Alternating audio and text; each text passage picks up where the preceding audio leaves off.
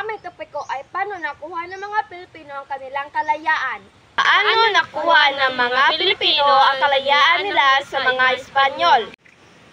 Mga kapatid, ang tanong ay handa na ba tayo magsimula ng magsikan laban sa mga Espanyol? Ang ating kalayaan ay sa ilalim nating mga kamay. Sino handang sumama sa akin? Paman, Supremo, panahon pang kumilos. Ang mga Espanyol hindi natin dapat isin. Mag-isip tayo ng mabuti, wala pang sapat na armada ating mga tao. Ang biglang pag-aalsa ay makadulot ng pagkatalo. Pero Joven, gaano pa ba tayo magtitiis? Ako bilang babae na katipunan, handang ialay ang buhay para sa ating bayan. Kung hindi ngayon, kailan pa? Habang tayo nag-alinlangan, mas marami tayong kalaban. Ngayon ang tamang panahon upang tayo magkaisa. Ang sidlong ito ay sumisimbolo sa ating paggalipin. Ngayon ang tamang panahon upang ito'y punitin. Punitin ang sidula!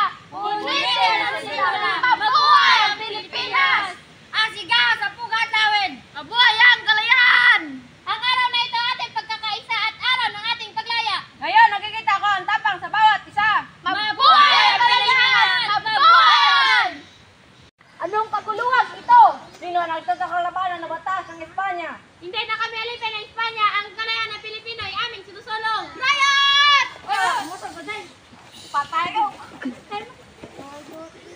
Mabuhay ang Pilipinas! Mabuhay!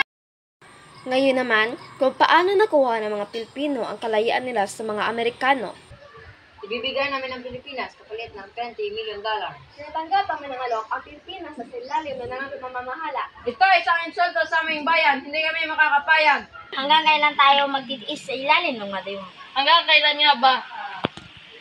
Sa ngalan ng Estados Unidos, opisyal na namin inakin ang Pilipinas bilang aming teritoryo! Hindi kayo lugod at tatanggapin. Kami lalaban para sa kalayaan. Hindi kami magpapatalo! Ang kalayaan ay hindi mabibili. Sumakuha na kayo! Ang away tayo walang patutunguhan! Magkukuslay na yung mga tayo sa laban kaysa magyamipin ninyo.